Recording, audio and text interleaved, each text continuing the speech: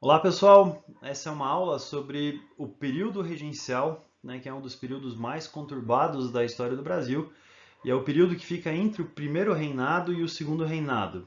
Contextualizando isso rapidinho, o primeiro reinado começa com a independência do Brasil, 1822, e nós temos como governante Dom Pedro I. Só que Dom Pedro I entra em conflito com a elite, uma série de conflitos que vão acontecer. Em 1831 ele não aguenta a pressão, abdica do trono dele e ele então volta para Portugal e deixa o filho dele como governante do Brasil. O problema é que Dom Pedro II, Dom Pedrinho, ele tinha 5, 6 anos no máximo durante esse período. Então, como ele era pequeno demais para exercer o poder no Brasil, do trono brasileiro, regentes vão governar em nome dele. E esse período, que vai de 1831 a 1840, é conhecido como o período regencial.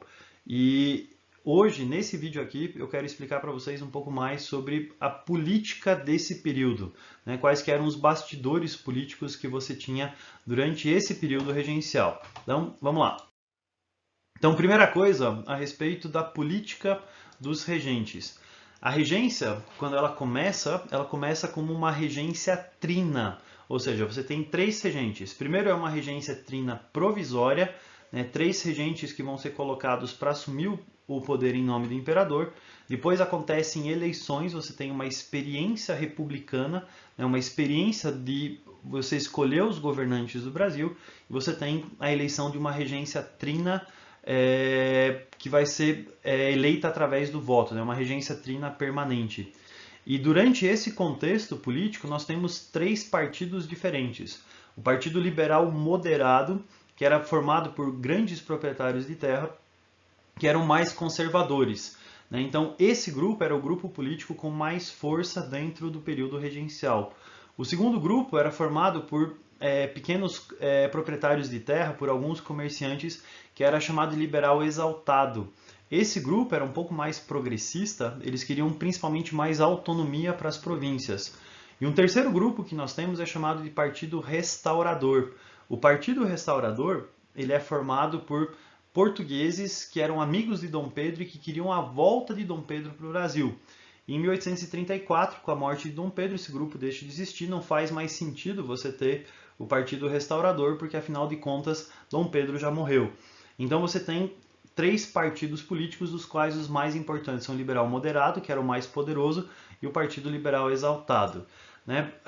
O Partido Liberal Exaltado ele vai fazer uma mudança na Constituição brasileira chamada de ato adicional. Esse ato adicional ele visava reformar a Constituição brasileira para dar um pouco mais de autonomia para as províncias. Então ele fez algumas mudanças nas leis aqui do Brasil. E uma das mudanças que ele fez foi a transformação da regência trina em regência una.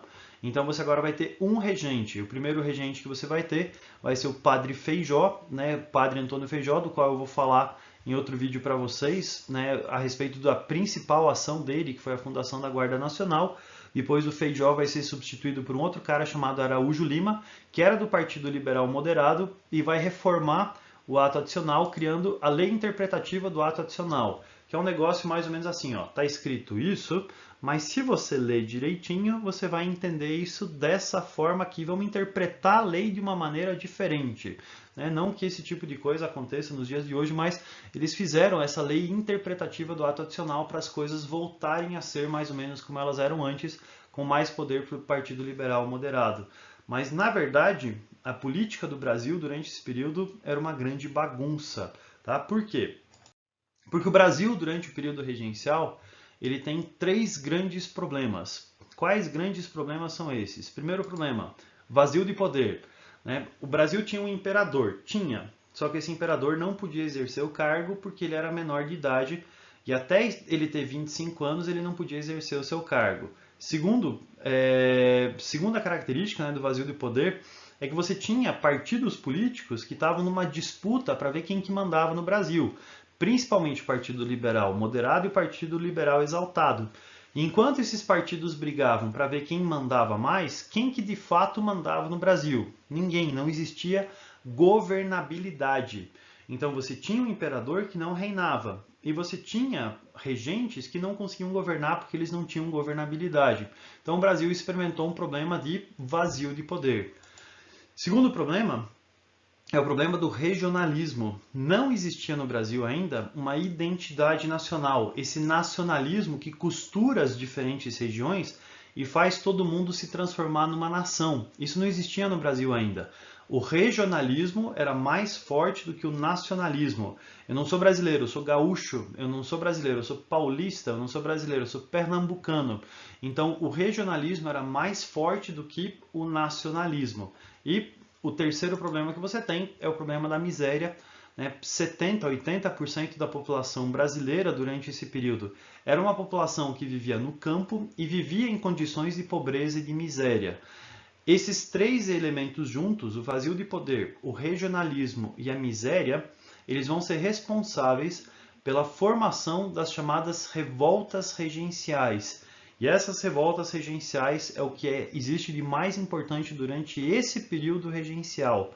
Então esse vídeo, na verdade, ele é uma introdução para apresentar esses problemas do vazio de poder, regionalismo e miséria, para você poder depois entender o que foram as revoltas regenciais. Então, próximo vídeo sobre as revoltas regenciais, que são as coisas mais importantes que você precisa entender sobre esse período aqui. Beleza, pessoal? Falou!